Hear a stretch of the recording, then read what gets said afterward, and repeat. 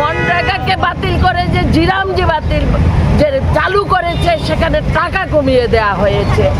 23% টাকা কমে দিয়েছে 2021-22 সালের বাজেটের তুলনায়।